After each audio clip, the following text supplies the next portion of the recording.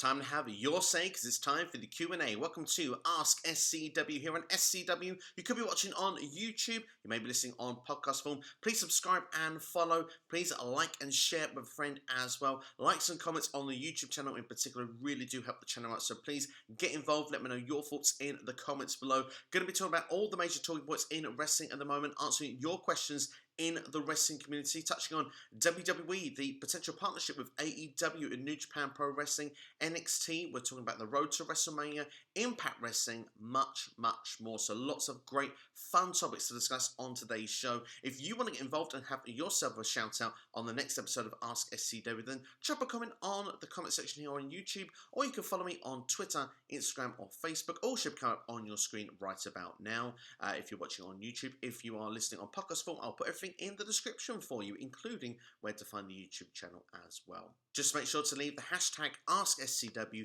with your question. I know to give you a shout out in the next episode.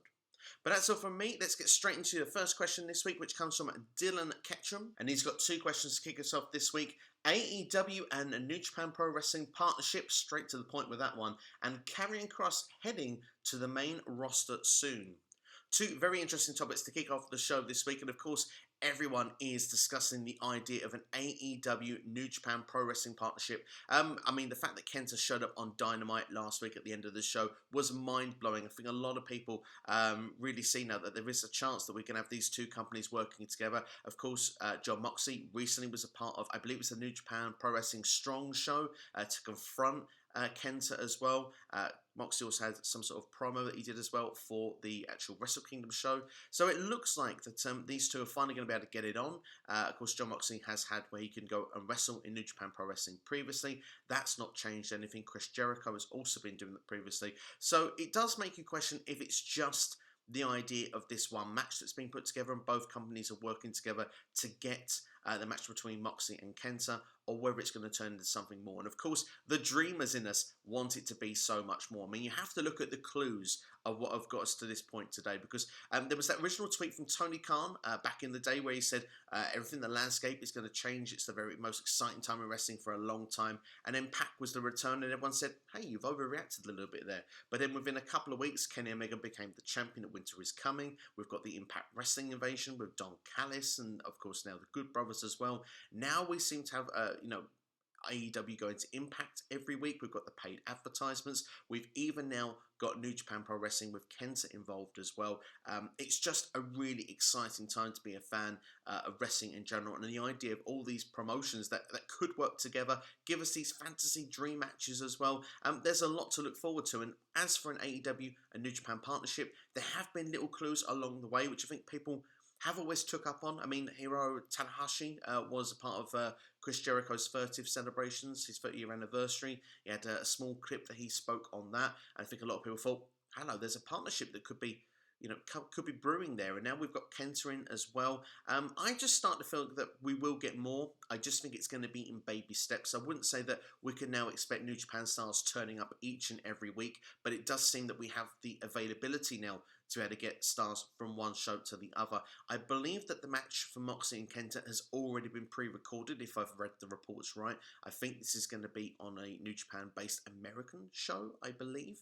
So I'm looking forward to seeing where that match plays out. Definitely going to be checking that out, especially now we've got KENTA actually in a match next week on Dynamite as well. And I love the fact that it's a lights out stipulation. It makes total sense with the idea that, well, hang on, we can't really book KENTA in a match. He's not one of our talents. He's not someone that we have the permission to do so. So it's got to be unsanctioned. It's got to be lights out. And it's Bullet Club as well. The Bullet Club that's connected once again.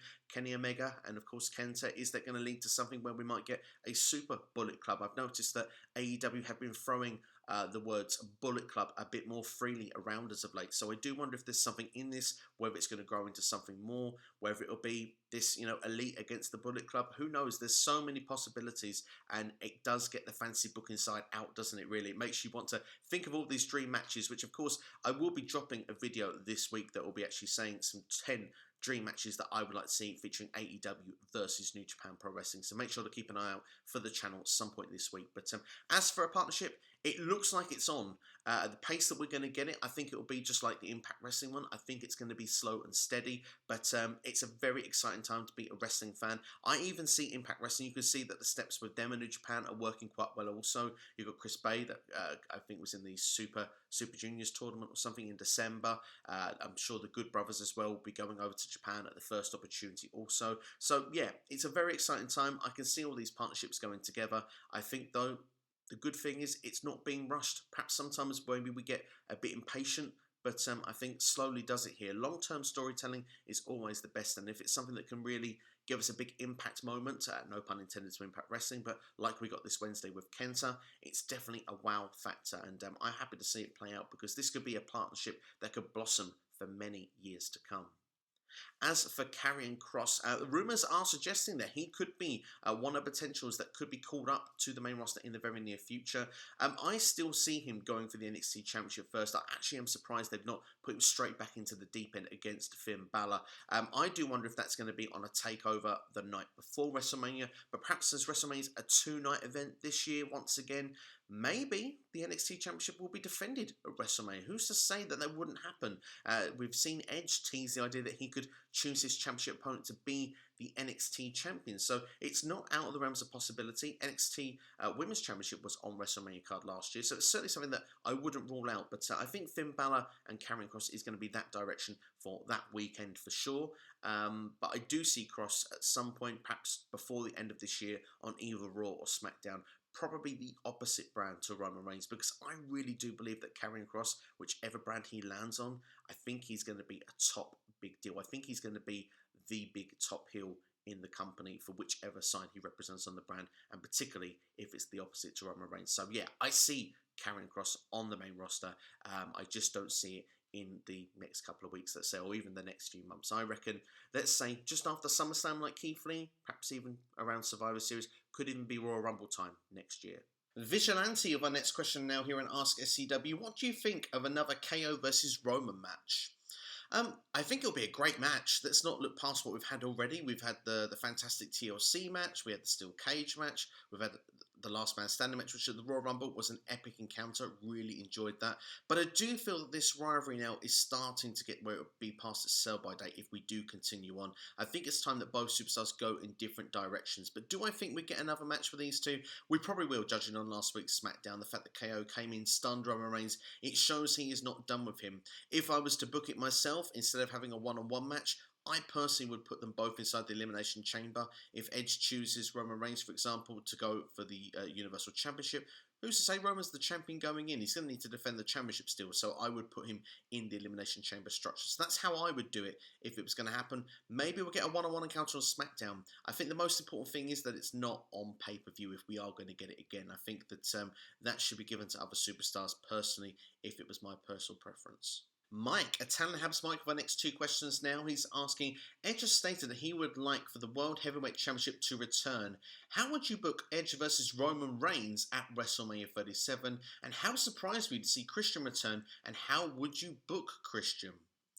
Two fantastic questions here, and I would like to see the World Heavyweight Championship return instead of the Universal Championship. Roman has made the Universal Championship relevant. It was not before.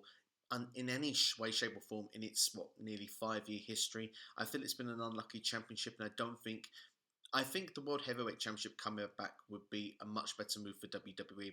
I think the belt was more prestigious.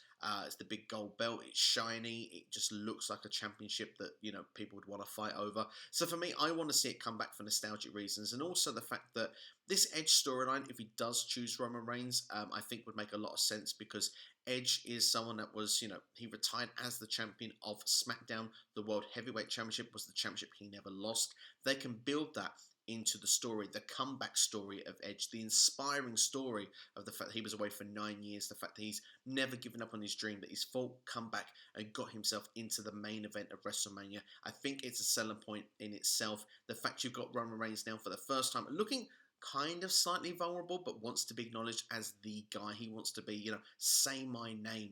Roman Reigns he wants to be that guy, but he he has a little bit of doubt in his mind for the first time. It really puts a good dynamic of these two going into WrestleMania. I think you build the natural spear versus spear. I think, as I say, with the comeback story, Roman Reigns can downplay it. The fact that he's the head of the table. The fact that, Edge, he expects to put food on his table. He's old, he's beaten down, he's going to put him out for good. Therefore, he's going to have to, not be able to put food on the table to support, his wife. His wife will have to do it by being a commentator on NXT. So there's lots of different dynamics you can go with it, and bringing Christian into the mix as well would work really well. It would bring Christian onto SmackDown, which I think would be fitting. Remember, SmackDown, I've said previous weeks, I think is lacking a top babyface and a couple of babyfaces in their roles. Edge and Christian, perfect to fit it. That would be exactly what is missing from the puzzle to make SmackDown that complete show with faces and heels. The fact Seth Rollins is coming back to the picture for the heels also, it just feels a much more complete roster. And I think SmackDown was doing a great job anyway, but now you've got this, it really will feel a complete roster. The fact that Christian can come in, you can use that then to the advantage of the WrestleMania storyline. Perhaps Roman Reigns against Christian takes place at Fastlane, for example. Jey Uso could be involved in it as well. Edge versus Jey Uso. The classic tag team match, E&C reunite on the road to WrestleMania. Perhaps that is the match you put for Fastlane. That would certainly be something I think would be a lot of interest, and people would say, I'm going to check out that show just for the E&C reunion. So there's lots of things you can do to build this storyline. I think it would be exciting, and one thing I'd say for now is I couldn't predict a winner. I said for a long time Roman will retain at WrestleMania. Now we see this match and the idea if they do go that feel-good story moment, you'd be hard to go against the idea that the babyface would win because you'd want to see Edge go back to that position. So it's very exciting. We'll have to see how it's going to play out. I do think Christian gets involved with that one more match scenario. I do think as well, Christian, rumours are going around with it that Christian could be in the Intercontinental Championship picture via WrestleMania because the match he was supposed to have, they couldn't take part in and had to retire. He was supposed to go for the IC title against the champion at that time in 2014, which was Big E, who in 2021 is once again now for the second time your Intercontinental Champion. Some things are just written in the stars, aren't they? So that's something that could be a direction as well. But one thing is for sure, I expect Christian does get one more match.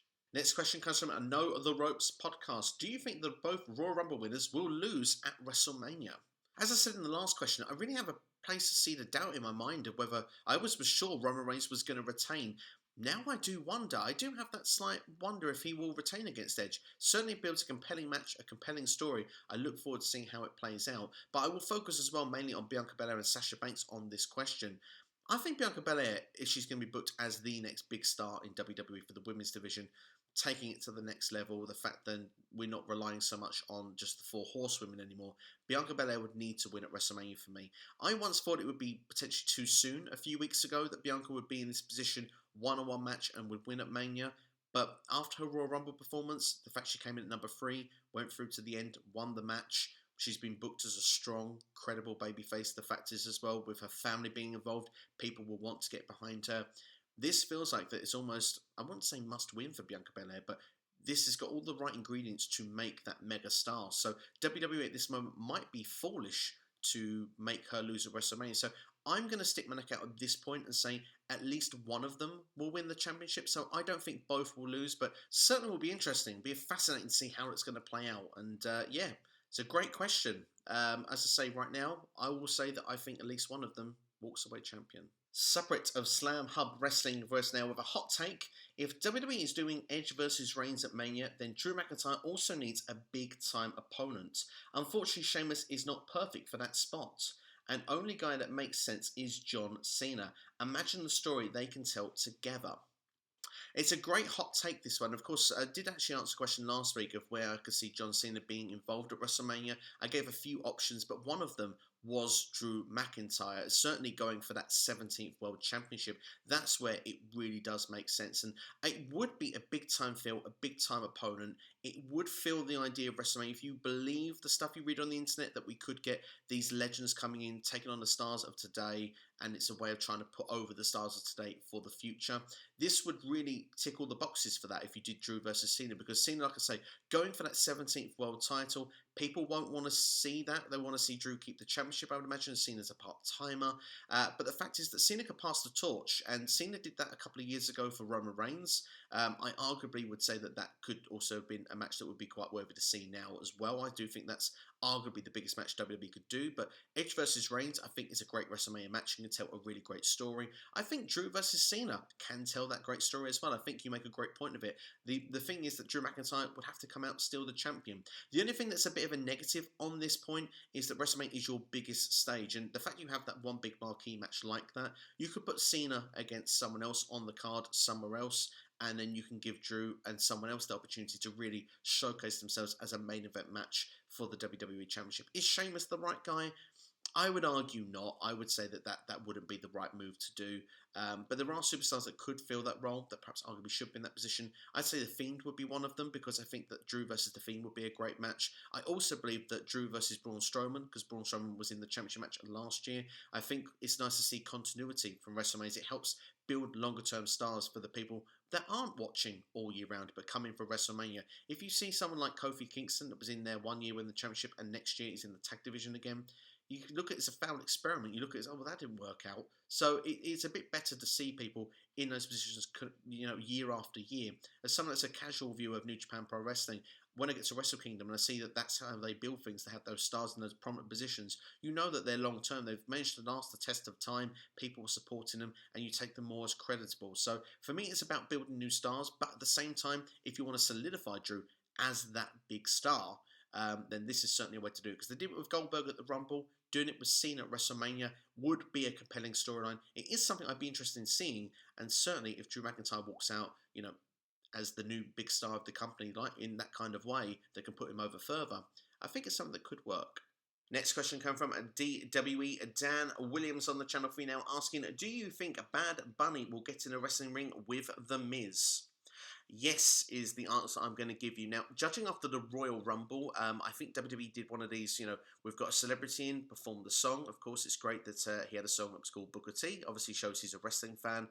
To then actually have that spot where he jumped off the top rope during the Royal Rumble, I think was a cool spot. And I think that was an idea just to get headlines. I wouldn't be surprised as well if it was meant to be a dig back AEW after Snoop Dogg obviously did the splash on Dynamite a couple of weeks ago. And Bad Bunny's one did look better. I don't think there's any argument in that. But the fact then that perhaps more has unraveled with this, they've seen that with social media, particularly YouTube, that the Bad Bunny segment or clip that they showed was one of the most popular from the Royal Rumble of everything that took place. I think WWE looked at this and saw dollar signs, and why wouldn't they? Why shouldn't they? Apparently, Bad Bunny, it's one of his dreams to compete in a wrestling ring, as they showed on Miz TV the next night. I think it's something that will come together, but I don't think it'll be a one-on-one match. I think it'll be nicely put together like we got with Damien Priest being involved as a tag team, taking on The Miz and Morrison. That way, you can limit the involvement Bad Bunny is in the ring. It doesn't look so bad. Same as what AEW are doing with Shaquille O'Neal. I think it's a smart strategy. It's a way to protect someone you're putting into the ring. You haven't got to overexpose them in that match because, of course,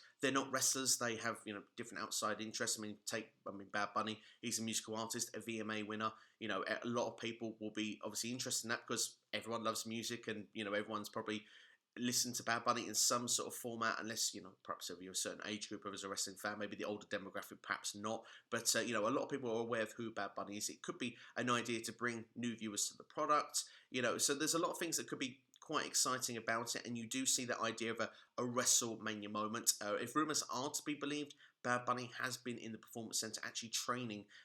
You know, he had no training at all jumping off the top rope at the Royal Rumble. And they probably thought, well, if he's willing to do that and, you know, it was done safely and done all right, let's put him in the PC. Let's see what we can do, and maybe they can make a WrestleMania match. It certainly would be noteworthy, and it wouldn't be the first time we've had celebrities involved in matches at WrestleMania. Floyd Mayweather, probably the most famous one from, of course, WrestleMania 24. Boxer versus wrestler, of course, against the Big Show. We've had Lawrence Taylor, which was the main event of WrestleMania 11, of course, a former NFL footballer. We even had Snooki from Jersey Shore back at WrestleMania 27, so it's certainly not out of the realm of possibility that will happen. So I think it will happen, but I think he'll be protected. I think it'll be a tag team match. I think it'll be Bad Bunny, and if he can do good things in the ring, perhaps he'll be called Good Bunny. Who knows? Certainly not the first Bunny in WWE either. I want to make a shout there. He definitely has to come second. Of course, we had the Bunny, of course, with the Rosebuds from Adam Rose many years ago. But all jokes aside, I do see Bad Bunny in the ring with Damien Priest taking on The Miz and John Morrison, and I think that match will go down at WrestleMania, which I don't think is a bad thing for the wrestling business. It brings more eyes to the product, perhaps more eyes than what you would have got. Yes, for those hardcore demographic wrestling fans, maybe it's not always so cool to see celebrities in the spot, but hey, if it brings more eyes to the product, I don't think it's a bad thing. He'll be limited to his time in the ring, and where we could say, yeah, perhaps it's taking someone's spot on the night, but at the same time, if it's bringing more eyes to the product, maybe more eyes will stick around. It will help those other talents in the long run. So fingers crossed it works. I hope that it does play out, because I think it would be, it'd be a fun moment. It's been many years since we've seen like a celebrity, certainly someone that's so mainstream in WWE. So I'd like to see it go down. Jamie, the controversial one, homes of our next question now. How far do you see the Cesaro push going, i.e. mid-card title or world title? I know Nakamura took his place in the gauntlet as he'd yet to re-sign with the company, and he's been winning left and right lately, and even managed to make Daniel Bryan submit for the first time since 2018. Great fact right there, by the way. Some good stats work there from Dylan Ketchum. But yeah, I mean, I see it going quite well. He's having an unbelievable 2021. And I actually took part in the SmackDown review for Jonesy Chats Wrestling this week. Go and check it out if you haven't already. I do recommend it. It's a great channel as well. We'll be having an interview as well with George this upcoming week as well. So make sure to check that interview coming out on this channel also. It's a fascinating one to make sure to go and listen to. Yeah, I was speaking on that show, and George actually made sense to me that Cesaro hasn't lost a singles match since May last year. Now, granted, he has been involved in tag team wrestling as well, but that's a long time that Cesaro hasn't lost in a singles environment. So he's really done really well, and it just goes to show that he's been put over big at the minute. Daniel Bryan obviously is doing the pencil work. He's actually writing for SmackDown, and he's putting over Cesaro. He must see something in him. I wouldn't be surprised if we see Cesaro in the mid-card sort of title area around WrestleMania, but towards the end of the calendar year, there's no argument you couldn't see Cesaro as a potential World Championship candidate. The time has been there for a long time. We wanted to see it with Cesaro. I think things are finally starting to connect the dots. They're starting to come together. He's getting more mic time. He's getting over on the mic as well. He speaks 5 languages. He could be an asset if he's towards the top of the card for WWE.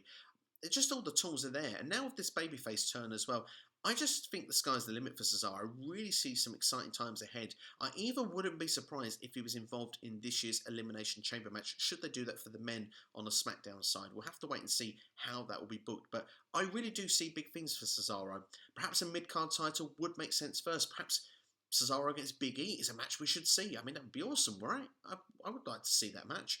That would be great to see, perhaps going through the early part of the summer, and then perhaps we move Cesaro towards the championship picture towards the end of the year.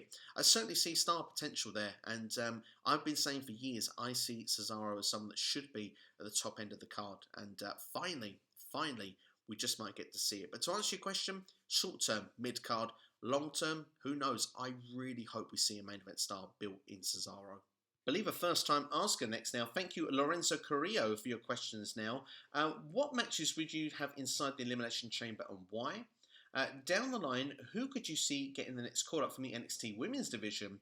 And since WWE is advertising heavily the Messiah's return, is he going to have a big angle?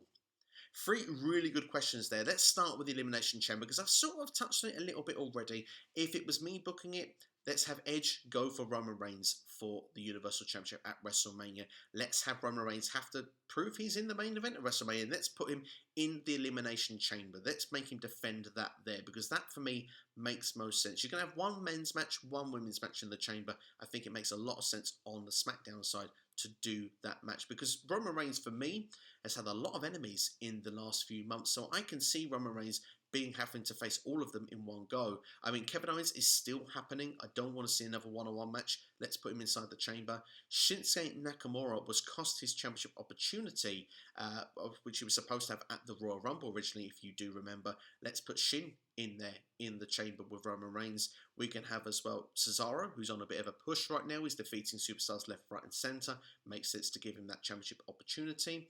Why not Adam Pearce? He was supposed to have a championship match as well with Roman Reigns. It could be something that could be quite fun that he's put in that environment. And let's have Jey Uso as a conflict of interest to say, you know, you could main event WrestleMania, Jey. Let's put you in there with Roman. But also, technically, he's Roman's backup as well. Maybe he starts the chamber match off and we build ourselves up. And then perhaps, if we had like an order, for example, maybe we have Cesaro and Jey Uso as the starting 2. maybe we get someone in there next, then like Kevin Owens and Nakamura. We get Roman Reigns in there, then we get Adam Pearce as the last one. I think it'd be fascinating. I think it would work really well as not just a match, but an angle as well. There's so many great angles with Roman Reigns right now. So for me, I think this would make a really compelling Elimination Chamber match, and I really like the idea of storytelling in Roman Reigns right now and what he presents in WWE. And this certainly would be the main event if that was to be the case for the show. As for Raw, I do it with the women's division, and I would try and build the number one contender for the championship at WrestleMania, because I believe Bianca Belair will go for Sasha Banks. So we need someone to take on Asuka at WrestleMania. So let's have 6 women involved in the chamber match for the Raw side. Let's have Charlotte Flair as the obvious one, Lacey Evans to be in there, Peyton Royce, Shayna Baszler, Nia Jax. And, you know, for me, I mean, I'd have Rhea Ripley in there, but perhaps maybe you get Alexa Bliss. You know, you've got a great number of candidate people. Nikki Cross even should be in and around that sort of area. So there's a number of people that could be contenders for the championship. And of course, we'll see then who would actually come out to face Asuka at WrestleMania. As for next woman to be called up from the NXT roster, well, Rhea Ripley is supposed to be the one that's meant to be now a full-time member of Raw or SmackDown. So arguably, she's already there. She just hasn't really debuted for one particular brand yet. So we'll have to wait and see where she's going to end up. I can see arguments for both sides. I mean, Raw probably could do with her, but as I mentioned there's a lot of contenders that could go for that championship. I just think they need to be booked a little bit better.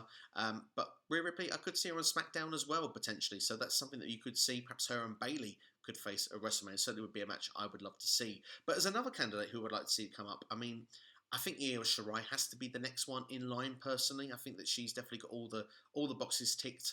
A long reign NXT Women's Championship run. When she loses that belt, I don't see where she goes after that unless she goes to sort of mid-card fodder. So I kind of would probably have her actually elevated to either Raw or SmackDown as the next one. But I wouldn't be surprised if it was someone like Raquel Gonzalez either, because she's really on a monster push. Perhaps her and Dakota Kai could be the Women's Tag Team Champions, or you could see one of those that win the Dusty Cup could become the Women's Tag Team Champions, could end up on Raw and SmackDown on a weekly basis. I think that's more then would be quite good, because it can almost be like a testing ground, if you want, to see if they're connecting, getting over enough, and then once they lose those belts, maybe they end up on the main roster as well. So it's fascinating to see how it could work out. But if I was to give an answer who I would want to see, it would be Io Shirai, who I think it would be. I think we're leaning more towards like Dakota Kai, Raquel Gonzalez. Gonzalez probably would be my shout, because I can see that she's doing well in NXT. She's really getting over, but I can see Gonzalez being a top star if she's put on Raw SmackDown. She's, you know, a taller lady. She's taller than a lot of the others, and she's getting better in the ring as well. I think she'd dominate. That's what I would see with Raquel. As for the Messiah, I do think he's going to come back. I think there's going to be a big angle. I think he's going to rival Daniel Bryan. I really do. I can see a match between them two at WrestleMania. I wonder if we'll get an explanation of the sacrifice at Survivor Series, but I'm not really holding my hope on that. What I would say is that Daniel Bryan is losing a lot of matches. I think that, you know, Seth Rollins eliminated him for the Royal Rumble match as well. The Messiah is back, and he wants to sacrifice someone for the greater good to get him back into the championship picture. Perhaps Daniel Bryan could be that sacrificial lamb. Perhaps he could play into a storyline. Say Daniel Bryan's losing a lot. Maybe he's going to go to a part-time schedule. Maybe that full-time schedule goes on the line at WrestleMania. Could be some sort of real stakes on the line between those two in the match. Will be really exciting to see. So for me, that would be the way I would book it, but be interested to know your thoughts in the comments below. One more question from Lorenzo Carrillo, and will Ethan Page join WWE or AEW? Great question. I'm going to be honest, I have no idea where he's going to join. I want him to be where he's going to get the best TV time. That's what I want to see. I think Ethan Page is a stand-up performer, and I think there's a star in the making there. There's certainly something special with Ethan Page. I would like to have seen him with Josh Alexander as the North. I think as a tag team, again, would benefit both shows. I think even in AEW, I think they go towards the top end of the card because, in my opinion, one of the best tag teams in the game today. And I think as well NXT would benefit with another great team. But looking at him as single star right now, because Josh will be with Impact Wrestling, I think, for at least the next 12 months, Ethan Page has got a big decision to make of where he's going to go. I think he would probably get more TV time in NXT of the two. I just wonder if he'd get a little bit lost in the shuffle right now as a single star in AEW. But there was reported interest from AEW as early as September, August time last year. So I wouldn't be surprised either way. If I had to put my money on where I think he will go, I think he will go AEW. But at this time, we'll have to wait and see. I've seen some people argue me to and from of which promotion they think he'll go to. I guess time will tell, and it'll be a great surprise when he shows up. Straight Edge Josh on the next question now. With Carlito getting more praise lately for his look and overall return, do you think he'll get a world title shot eventually? Very interesting question, this one. And yet, he has had a lot of stock put into him since come back. A lot of fan praise. A lot of people really happy to see him back. And of course, that really started the buzz from Legends Night when he was advertised for that and wasn't there. And a lot of people were disappointed. So it's great to see him back. He had a good showing in the Rumble and on Raw as well. I'd like to see more Carlito. They've left me with wanting to see more. I think it's a formality. I think he will sign a contract with the company. I have heard that there could be as a producer as well as in-ring talent. We'll have to wait and see how it will play out with Carlito. I think, personally, I don't see him in a world title picture if he was to come back, but I definitely think he could be an asset to the mid-card, lower-card area of Raw or even SmackDown, to be brutally honest. I think he'd be good at getting people to that next level, so that's where I would see him in the card if Carlito was to come back. I could see him, helping the likes of people like Elias and Ricochet and that, getting to that next level. But at the same time as well, when he is more established at being back, I would like to see him go heel as well. I've always enjoyed heel Carlito a lot more than face Carlito. So for me, I think mid card to lower card, and I think he actually helps out the people that can get up the card. Maybe perhaps we can elevate one or two baby faces through defeating Carlito. Noob and Co with a selection of questions for us next now. What do you think of Damien Priest's Raw debut, and where will Rhea Ripley debut on the main roster? And question 2, if Bianca Belair picks Sasha Banks as her WrestleMania 37 opponent, then we might get Asuka versus Charlotte at WrestleMania 37.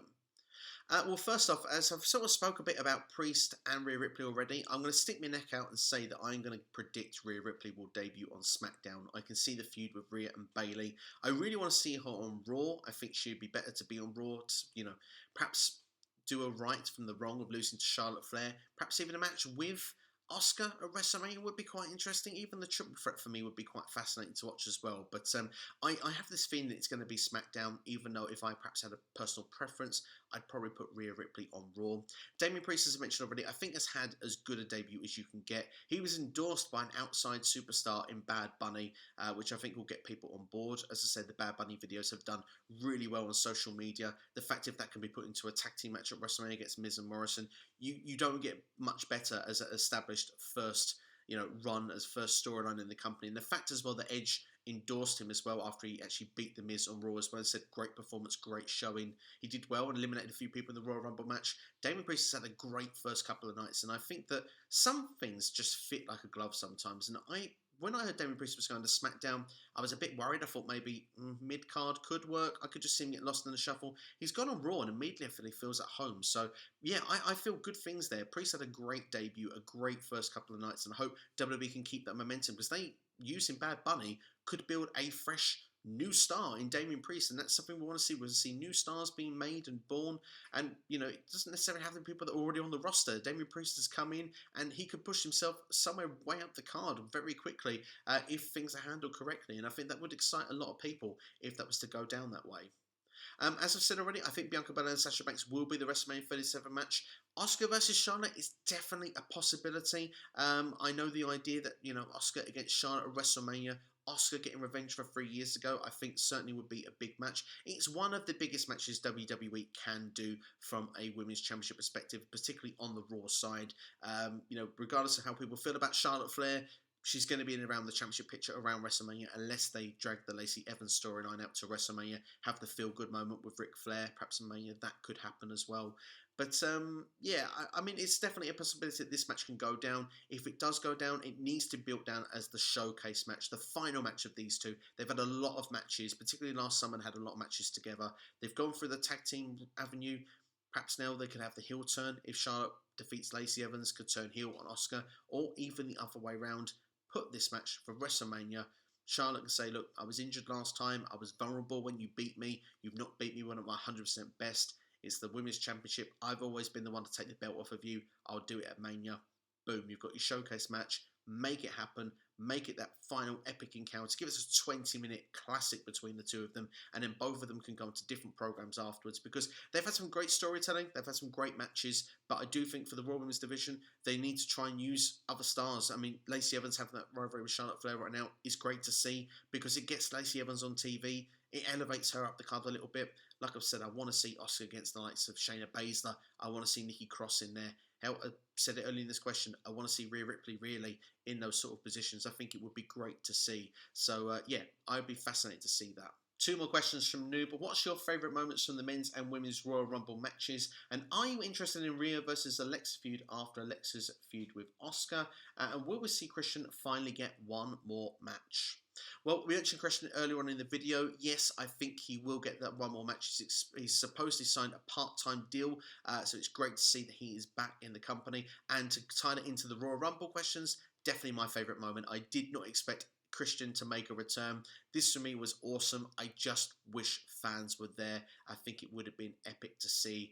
Some other highlights from the Rumble matches. I mean, it's great to see. I mean, Italian Hubs Mike said in the question a couple of weeks ago, do we need to see people from the #1 position and those early parts of the Rumble come and win it? At the time, I said no, because I think I want to see more strength for the number 30 position, because, again, it looks like a weaker number now than getting the early numbers. But at the same time, you really do build stars, and you make people like, all of a sudden, overnight, Bianca Belair is that star ready to go for the championship WrestleMania. It was the right move to book her that early in and to make that star-making performance that you did. You made a star last year to get her on the main roster. This year, you've put her into championship worthy. It's one of the best women's Royal Rumbles ever booked. The talent pool was fantastic. Some great spots in there. I loved Billie Kay with the resume stuff. Was so fun to watch. Really, it's a Royal Rumble that I can't wait to go back and watch again, actually. I haven't seen it back since the Rumble the first time round. I thought it was epic. I really, really enjoyed it. Like I say, for the men's as well, Edge from that #1 position, fantastic. He's been out for so long. He immediately feels like he's someone that's creditable, worthy of that championship position. All of a sudden, Edge feels like the guy, and you've got that comeback story. And with that comeback story, it's really special to feel. So there's a lot of good things that have come out from the Royal Rumble matches, from the men's and women matches. So yeah, thoroughly enjoyed that. As for Rhea and Alexa, well, I really thought Rhea and Alexa was going to be a feud when, Rhea eliminated from the Rumble. If Rhea turns up on Raw, then hey, that's definitely a feud I could see going down. If Rhea ends up on SmackDown, I see it being Rhea and Bayley. The only thing for me is, I mean, when you look at things with Asuka and Alexa Bliss, I really thought that was a feud I wanted to see, but seeing the way WWE have booked it really turned me off that feud. And it was a match I had as a WrestleMania match a couple of weeks ago, and now I really don't want to see it. So it just shows, the booking tells a lot of how things can be done, and yeah, it'll be exciting to see how things are going to play out. I think it all depends where Rhea Ripley ends up, but is it a feud I'd like to see? Hey, it could go down, but at the same time, I kind of feel that Rhea Ripley would benefit not being involved with the spooky hocus pocus kind of storylines right off the bat of coming onto the main roster. It can be quite damaging for a character. You only got to look at Seth Rollins with The Fiend at all that time ago. Seth Rollins had to become the Messiah because of the fact that his babyface run was killed via the fact of the way he was booked against Bray Wyatt, and the fact that Asuka was almost booked the same way against Alexa Bliss. I think WWE did the right thing and just separating them before it went too far. You could carry things on as normal. Asuka and Charlotte, it's much nicer as it's going in that direction. That story's playing out well on its own. Doesn't need Alexa Bliss getting involved. I don't want to see the momentum of that harmed into Rhea Ripley. I would rather Bliss concentrate on the Fiend's spooky storyline and keep that in one portion of the show rather than two. Mark Q World Order for our next question now. So Impact has a triple threat Revolver match at No Surrender next weekend, continuing a long tradition of unique matches, some great, some not so great, of those crazy Impact stipulation matches. Which is your favourite and why? Favourite match with that stipulation? It's got to be the reverse battle royal, hasn't it? No, definitely not. And I must admit as well, I never was a fan of King of the Mountain either. I don't know, just those matches never connected for me. But there have been some great ones in Impact Wrestling. It's such a fun question, this one, to go over. I mean, ones that stand out initially, Ultimate X is a great creation. Something that I'd never seen anything like that before when it was created in. Full Metal Mayhem, always fun. I mean, it's kind of like the TLC match, but, just it's got its own unique twist to it. Same as Gauntlet for the Gold as well. I do like an Impact Gauntlet match. I love the way that they have those 20 superstars. Eliminate goes to a one-on-one match at the end there. Just something a bit different.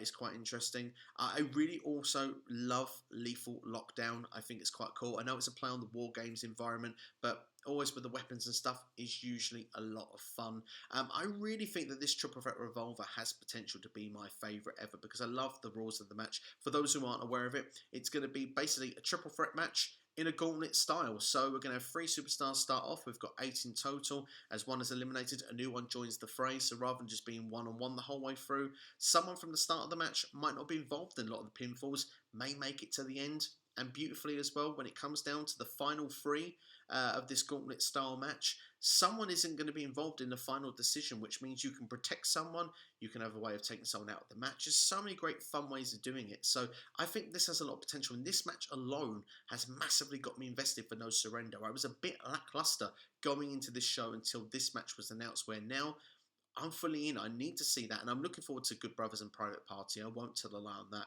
But elsewhere on the show, I've been a bit lackluster, but these two matches, and particularly this match, I'm really looking forward to seeing how it's going to play out. As for a favourite overall, goodness, it's hard to pick one, isn't it? I mean, I've not even mentioned Monsters Ball as well, which is a fun creation, but I suppose I would go for Ultimate X because it's pure creation. It's so creative. I love the idea of it.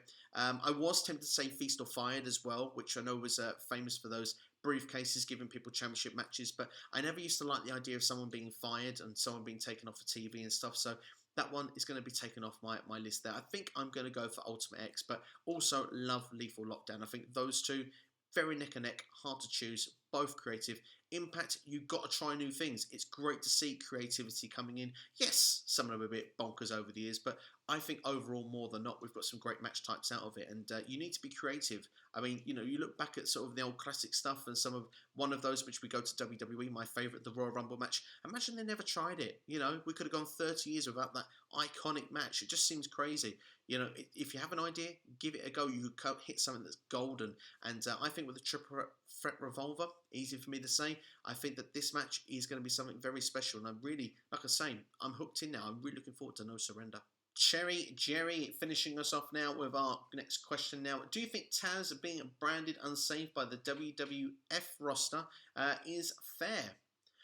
No, I don't. I wasn't aware of that, to be brutally honest, of that statement, if that's true, from back in the day. But Tazz was one of my favourites from ECW back in the 90s. And when he joined in the year 2000 as a surprise entrant to take on Kurt Angle, the surprise mystery opponent, I jumped off my seat, almost went through the roof, to be brutally honest. And it was such a great match between those two. I was a big Tazz fan, and I was really disappointed how his WWE run turned out. Yes, he was quite, stiff and hard hitting in the ring, but I used to love watching Tazz in action. I think he was one of those guys that he had so many suplex. I mean, human suplex machine, kind of self-explanatory, but the way he used to just go into his matches, the stories he would tell, the way he'd throw people around, I used to love it. Yes, I mean, the guy was a tough dude, and yeah, like you say, he's a hard-hitting guy, but I personally didn't have him as unsafe. I had him down as one of my favourite workers to watch back in the day. But then, perhaps if I look back at it, I was a younger viewer looking at it back then. Maybe if I watched it now, maybe I'd feel a bit differently. But certainly no, I'm going to say, yes, it's unfair. Tazz was one of my favourites back in the day. So no, I'm Team Tazz, as the same, almost like an AEW kind of brand. But yeah, I'm a big fan of Tazz's work, so I thoroughly enjoyed it. In fact, I did watch some ECW pay-per-views actually not too long ago. I didn't see anything unsafe. I saw a great worker. But that's all from me anyway. Thank you for watching anyway. Ask SCW as always. Hope you've enjoyed the show. Let me know your thoughts in the comments section below on any of the topics that's been discussed today. I look forward to interacting with you. Please like and share the video as well. Want to get to 800 subscribers. Of course, just under 20 or so from that sort of milestone. So please share with a friend. If everyone here shared with one friend and said to go and check out SCW, would easily hit over the 800 milestone. So I would really, really love to get that milestone. So please share it with a friend. I really do appreciate the support everyone has been putting into the channel. Lots of things to look forward to coming up this week, including the return of SCW interviews. George Jones will be the guest for the first episode on The Comeback. That's right, Jonesy Chats Wrestling will be talking about his channel and talking about him as a fan as well. So, fascinating interview, already been pre-recorded. So, yeah, look forward to dropping that on Tuesday. And like I say, make sure to go and check it out. It's a really fun interview. But that's all from me anyway. Thank you for watching. Have yourselves a great day. You've been watching Ask SCW on YouTube. You've been listening on podcast form, however you've been watching and listening. Thank you so much, and I will see you guys next time.